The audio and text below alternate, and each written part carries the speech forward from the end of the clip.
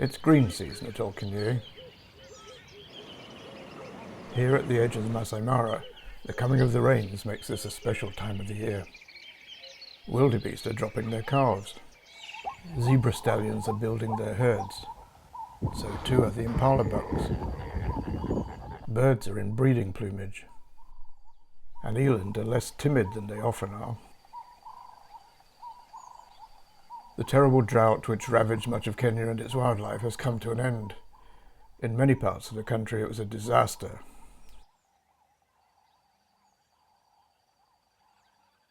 Now though, rainstorms can be sudden and heavy. Our guide Geoffrey and Spotter Dalton are where they belong. They grew up here, and they know the Conservancy inside out. We stopped to ask a herder if he's seen elephants, but they've disappeared into the bush. Livestock and fences are a big issue here, as in many other parts of Kenya. Not so long ago, this whole area was wide open, traditional rangelands.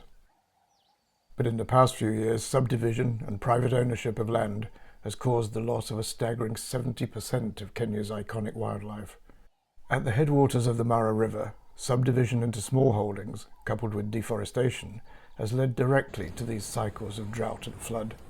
Climate change and biodiversity loss right in front of our eyes. Conservancies like Kinyei are helping to reverse this loss of natural spaces and of wildlife. Chief Warden Simon Nkoitoi explains. When the land was subdivided into individual land ownership, you can do whatever you want with your land. So now people start fencing the northern part.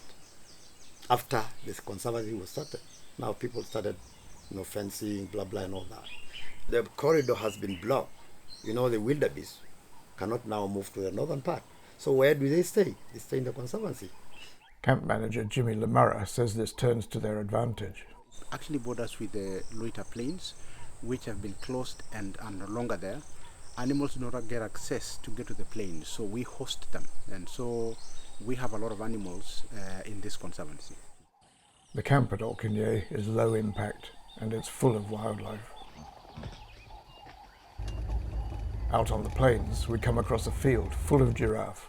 It's an extraordinary sight. We're especially lucky. Today, we're the only guests in this 19,000-acre slice of Africa.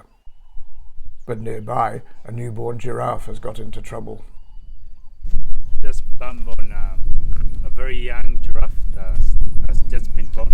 She went into a hole where she couldn't bring herself up, and so we decided to help. So we went down and tried to push to the other side. We couldn't catch, but we had to bring a stick and push her on the safer side. A bit gentle place to climb up, and she managed to do that. It was not easy because the baby was insisting the direction where the mom was, and so we did try, and she climbed up finally, and the mama received it, and she's very happy, and they went up for another hideout. This is hands-on conservation.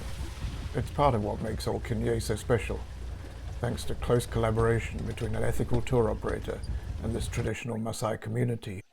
Important, what we really believe is, the success of community.